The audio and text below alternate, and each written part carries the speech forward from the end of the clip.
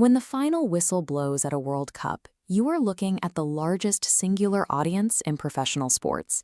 Hundreds of millions of people tuning in, stadiums packed to the rafters, entire nations holding their breath for 90 minutes. For the 2026 tournament spanning the US, Canada, and Mexico, that attention translated into a projected $40 billion in regional economic impact. But getting a seat inside the stadium came at a steep premium. The median ticket price topped $900, and by the time the final match rolled around, resale tickets were averaging $12,500 each. Host cities across North America absorbed immense logistical costs to put on the event, operating under the promise of a massive economic windfall that for many local municipalities simply never materialized. While fans drained their savings and local governments footed the bill for the infrastructure, the organizers operated with a protected bottom line. FIFA had engineered a financial model that guaranteed a record-breaking $9 billion payout before a single ball was even kicked. The chief architect behind this revenue spike is FIFA president Gianni Infantino. Under his leadership, the organization has aggressively optimized every aspect of the sport to generate cash. His primary mechanism for growth, a structural adjustment to the tournament. He increased the competing nations from 32 teams to 48. This addition triggers a cascade, ballooning total matches from 64 to 104, stretching the event over 6 weeks. In the business of sports, a match is essentially a unit of inventory. 40 extra matches means 40 more stadiums full of tickets to issue, millions of extra viewers, and dozens of new, highly lucrative broadcasting packages to sell. FIFA pitched this larger roster as a win for global inclusivity, a way to let smaller nations compete on a world stage. The practical result was a strategic expansion of their sellable inventory. The revenue strategy didn't stop at adding more games to the calendar. They also found ways to extract money from the minutes inside the existing matches by inventing new commercial real estate on the pitch. The mandatory 3-minute hydration breaks provided a new commercial window for broadcasters, even while framed as player safety measures. Each break creates new ad slots that sold for up to $750,000. They also squeezed the ticketing process by utilizing dynamic pricing to surge costs when demand peaked. Then, FIFA stepped in to act as its own secondary market broker, taking a 15% fee from both the buyer and the seller on every single resale transaction. The extraction reached a point where they literally carved up the physical real estate of stadiums.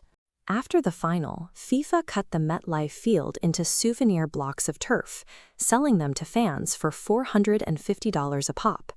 While the governing body monetized the grass, local fans were left navigating massive inflation just to get to the seats. A standard 30-minute transit train ride in New Jersey jumped from roughly $13 to $150 for a round trip. Every single variable, from the blades of grass on the pitch to the stoppage of the clock, was optimized into a revenue stream, leaving the local attendees to absorb the rising costs. When a tournament generates $40 billion in economic activity, you have to look closely at where that money actually settles, because the divide between the benefactors and the subsidizers is sharp. The true winners were the multinational corporate partners. With 104 matches on the slate, betting companies processed an estimated $50 billion in total wagers, driven largely by rapid in-play betting. Apparel companies also saw immense returns. Brands like Nike and Adidas reported record-breaking team kit sales, capitalizing on aggressive marketing and a rising demand for retro, streetwear-inspired soccer jerseys. The ledgers look very different for the host cities. The long-term economic benefits often promised by large-scale sporting events rarely trickled down to the local municipalities that provided the infrastructure. In fact, many host city hoteliers reported softer bookings compared to a normal summer, as regular tourists intentionally avoided the crowds and chaos. The spikes in local hiring that did occur were largely restricted to temporary, lower-wage hospitality roles.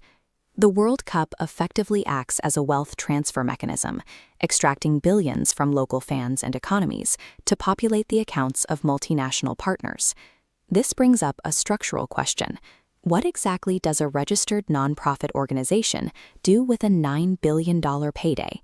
This flowchart tracks where a significant portion of that money goes.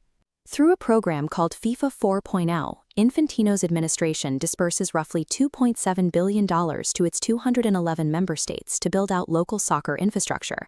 But this distribution creates a highly effective political loop. In exchange for funding their local programs, these smaller nations reliably cast their votes to re-elect Infantino, securing his position at the top of the organization. This centralized concentration of wealth and influence naturally draws the attention of global political figures.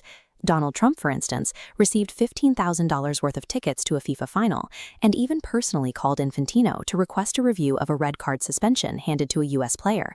And because this formula of expansion and extraction works so well, they are already scaling it up.